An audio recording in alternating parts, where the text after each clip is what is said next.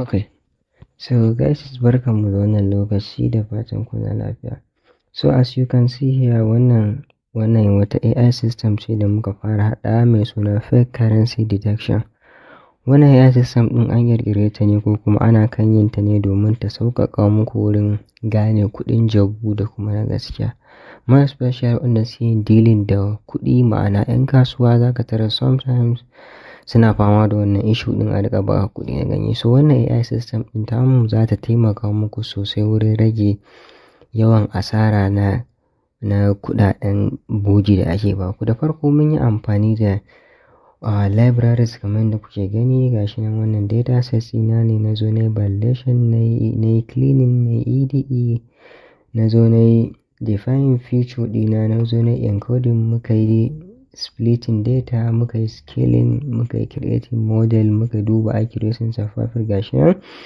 Sannan muka zo muka yi testing new data set kamar yadda kuke gani. Ga shi alhamdulillah muka zo muka yi komai, daga nan muka yi designing app.py ɗinmu. Ga shi nan masha Allah komai yayi daidai, muka yi aiki aka yi, muka zo muka yi styling CSS ga requirements da muka samu. Baya ga nan muka zo muka yi deploying ɗinta. Wannan shine sakamakon da aka samu. So wannan shine version 1 na wannan system ɗin, kuma muna kan aiki akan version 2. Version 1 mun yi amfani da machine learning ne, sannan a version 2 kuma za mu yi amfani da deep learning ne, inda normally za ka riƙa yin scanning kuɗi domin ta riƙa tantance maka cewar wannan kuɗin na gaske ne ko kuma fake ne, real ne ko kuma fake ne. So muna kan aikin version 2 ɗin. So kamar yadda kuke gani wannan gashi za ka yi detecting ne, ka saka koda lambobin kuɗi. Ga shi nan ta bani kuɗina is real, ma'ana banknote ɗina ga performance ɗin aikin mu da kuke gani. Wannan shine kamfanin da muke ma aiki.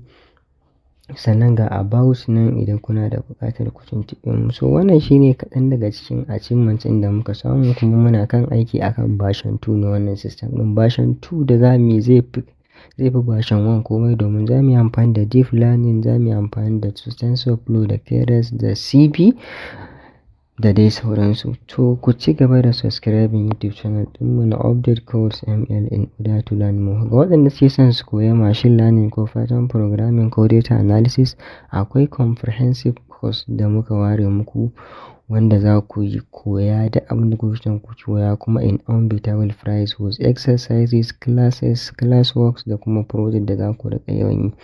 Na gode. Thanks for watching and have a nice day.